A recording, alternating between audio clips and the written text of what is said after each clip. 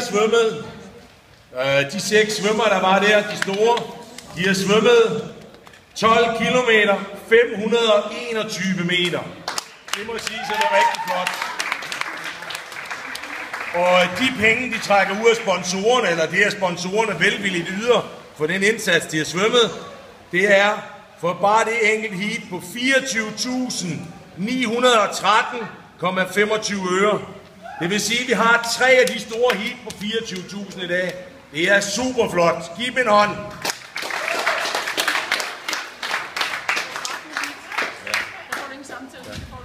Ja, okay. Det vil sige, inden 13. heat, der blev svømmet den anden dag, der er der indtil videre svømmet 102 km 360 meter. Godt, jeg ikke skulle gøre det alene. Kroner og øremæssigt. Rekorden fik jeg at vide før, den havde vi allerede slået. Lige nu er vi oppe på 196.706 kroner og 53 øre. Og så mangler vi lige dem, der svømmede i onsdags, der får vi en sammentælling om lidt. Prøv lige at give jer selv en hånd for det. Det er hammerflot.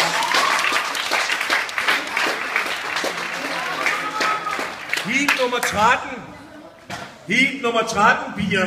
Det betyder 10 stille.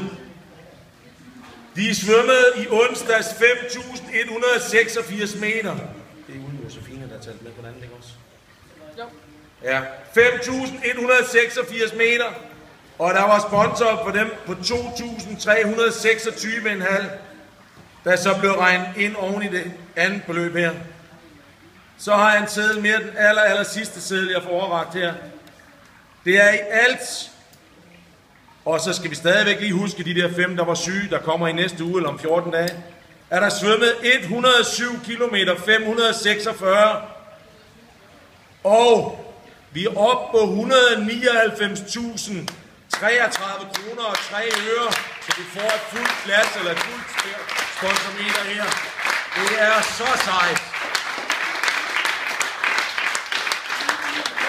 Hvis jeg husker rigtigt, så er vores rekord slået med nogen af 40.000 i det vi sidste år var på ca. 156.000 fælles beløb. Så vi er lige op omkring de der 44.000, når vi har slået det. Det er så sejt. Så som træner i klubben, der skal bruge nogle af pengene fra vandboligafdelingen, der er jeg rigtig glad med de planer, vi har for efteråret og den nye sæson. Der skal vi nok få brug for de penge til at tage det ud. Jeg er sikker på, at vores kogesvømmere nok skal få brugt deres andel også, sammen med de nye kogetrænere på træningslejre og andre ting og sager. Det er så lækkert, at den opbakning, vi har fået.